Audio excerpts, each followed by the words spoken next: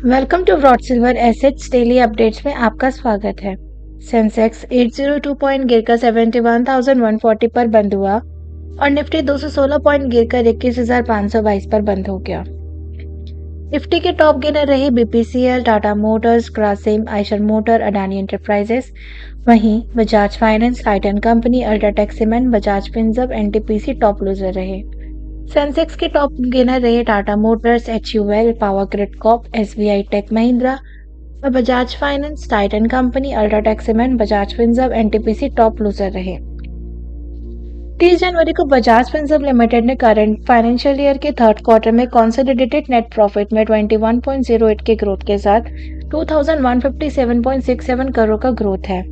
Company का total income yearly basis पर 33% से बढ़कर 29,038 करोड़ हो गया है।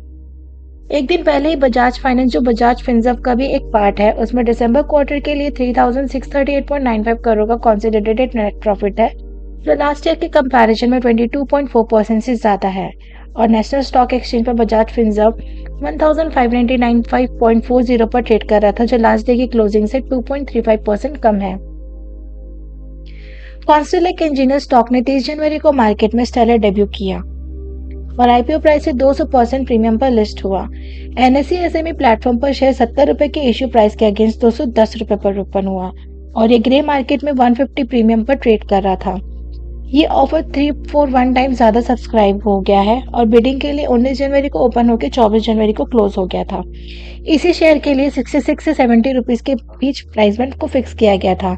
कंपनी ने फ्रेश इशू के थ्रू 28.7 करोड़ रुपए रेज किए थे, जो 41 लाख शेयर का एक फ्रेश इशू था। सेंट्रल बैंक के थ्रू कंपनी को एचडीएफसी बैंक में अपनी स्टेक बढ़ाने की परमिशन देने के बाद एलआईसी ने 30 जनवरी को अपने इशू प्राइस को क्रॉस कर लिया है। एलआईसी के लिए इशू प्राइस 902 से 949 पर शेयर के रुपए बीच में था। आईपीओ में 22 में स्टार्ट हुआ था और एनएसई में 867 के डिस्काउंट पर लिस्ट हुआ था। एचडीएफसी बैंक ने मेंशन किया है कि सेंट्रल बैंक ने एलआईसी को 24 जनवरी 2025 तक के पीरियड में 9.99% स्टेक के लिए परमिशन दे दिया है। फाइनेंशियल ईयर 24 में एलआईसी के पास एचडीएफसी बैंक के 34 करोड़ शेयर थे, जो बैंक में 5.19 स्टेक को रिप्रेजेंट करता है। सेंट्रल बैंक के अप्रूवल के साथ एलआईसी बैंक में 4.8% स्टेक एक्वायर कर सकती है। National bank for agriculture and rural development ने 5 साल 2 महीने और 29 दिन में मैच्योरिटी होने वाले बॉन्ड के मीडियम से 7,000 करोड़ तक के रेजिंग के लिए प्लान बनाया है।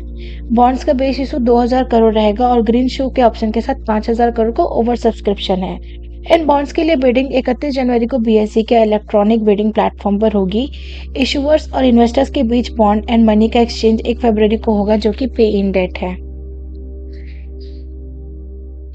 क्वार्टर 3 फाइनेंशियल 24 में 15,250 मेगावाट के लिए कंपनी का प्लांट लोड फैक्टर बढ़कर 68.6% पर पहुंच गया है, जो लास्ट ईयर में 42.1% था।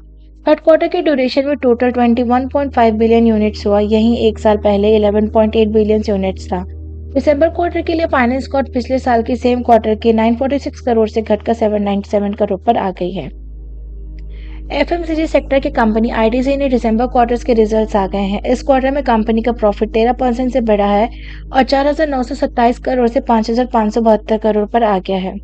वहीं इनकम में 0.3% का नॉर्मल सा डाउनफॉल देखने को मिला है। क्वार्टर 3 में कंपनी के मार्जिन में 4 बेसिस पॉइंट्स बढ़ गए हैं और मार्जिन भी 36.5% से बढ़कर 36.54 हो गया है। इसी रिजल्ट्स के साथ आईटीसी के बोर्ड ने 6.25 रुपीज पर शेयर के इंटरेस्ट डिविडेंड देने का भी अनाउंसमेंट किया है।